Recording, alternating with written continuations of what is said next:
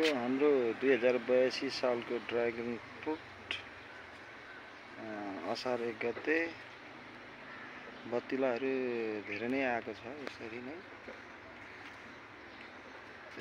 कोही सेतो खालको कोही रातो खालको। हामीसँग सेतो खालको भन्दा बढी रातो खालको ड्रागन फ्रुट छ। यसरी नै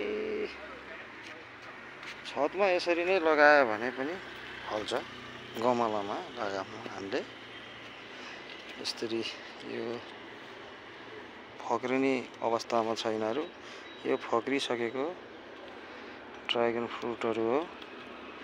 यो स्वास्थ्यको लागि पनि धेरै राम्रो गर्छ। यो ड्रागन फ्रुटले हामीले यसरी गमलामा पनि लगाउन सकिन्छ।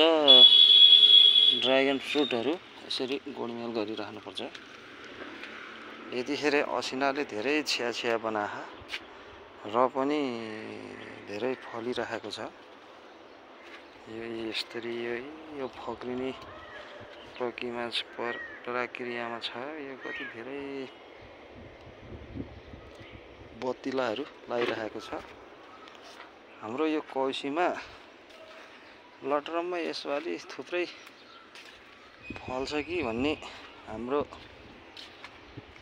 यो मनमा जागेको छ। रमाइलो पनि हुन्छ। अब 2-4 दिनमा अब लटरममा यहाँ फुलहरू फुल्ने छन्। यो नयाँ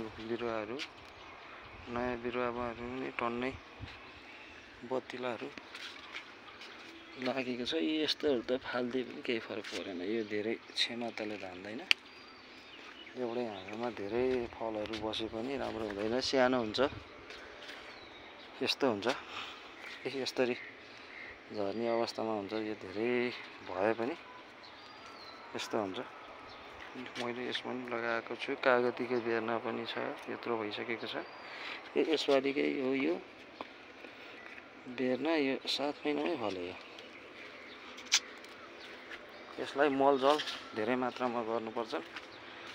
हामीसँग बिरुवाहरू पनि छ, टन्नै बिरुवाहरू छ। यो बिरुवाहरूमा यो घाँस फाल्न अलि नभ्याएर घाँसहरू धेरै छ। यसलाई गोडमेल गरिराख्नुपर्छ। मल, हड्डीको मल,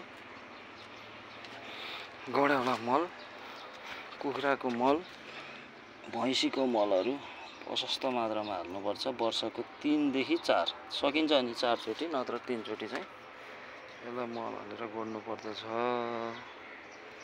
र यसपालि अब यो फलहरू सकिसकेपछि मकहाँ बिरुवाहरू धेरै नै हुन्छ। बिरुवाहरू मैले फ्रीमा दिने गर्छु। तपाईहरुलाई पनि चाहिएको भने खबर गर्नु होला। बिरुवाहरू म फ्रीमै दिने गरेको छु। सेतो खालको, रातो खालको छ। ल अरूको सामु पनि पुर्याइदिनु होला यो भिडियो। लाइक, शेयर, कमेन्ट गरेर। अरूहरूलाई पनि बिरुवा चाहिएको हुन सक्छ। तपाईहरुलाई पनि चाहिएको भने आउनु होला है त। ल है त मेरो यो युट्युब च्यानललाई फलो गर्नु होला है। ल है त म फुलेको बेलामा पनि भिडियो हाल्ने छु। ल है त यति राम्रोसँग यो लटरम्मै छ।